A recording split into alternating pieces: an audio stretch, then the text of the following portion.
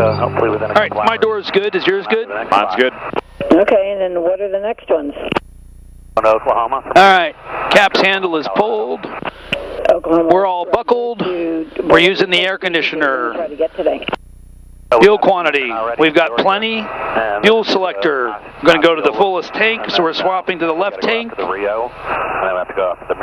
the boost is on, mixture's going to stay lean, flaps are going to go to 50%.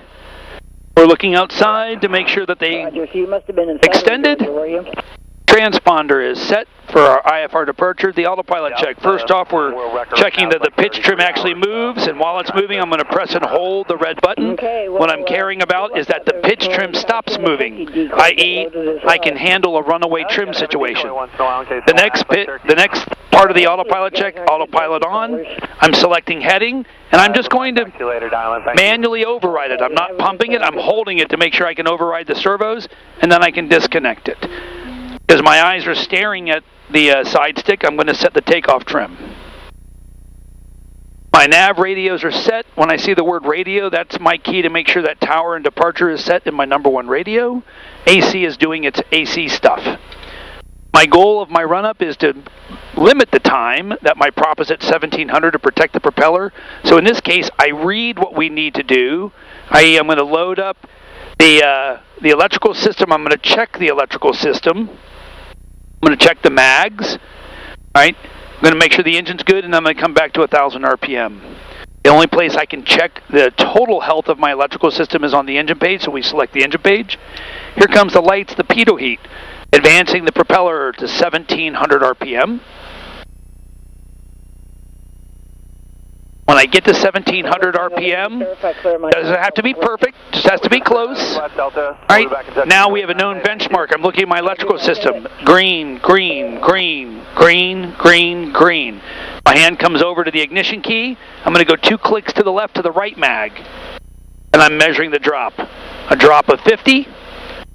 Back to both, and I'm going to pause for a couple of seconds to let the plugs clear themselves.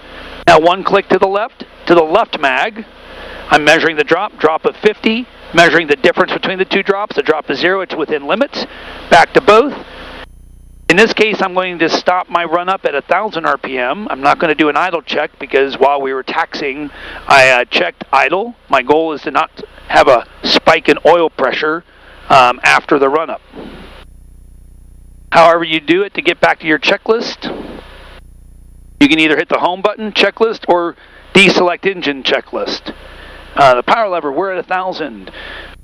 Last check of my instruments. I'm a happy camper. Flight controls, aileron up, aileron down. Aileron up, aileron down. Elevator up, elevator down. Rudder left, rudder right. The really important part of the flight controls is not that it's free and correct. There are multiple accidents in the history of aviation where something broke during taxi or something was connected improperly during maintenance, and the flight controls were not moving correctly, which caused the airplane to go out of control. All right, double checking takeoff trim.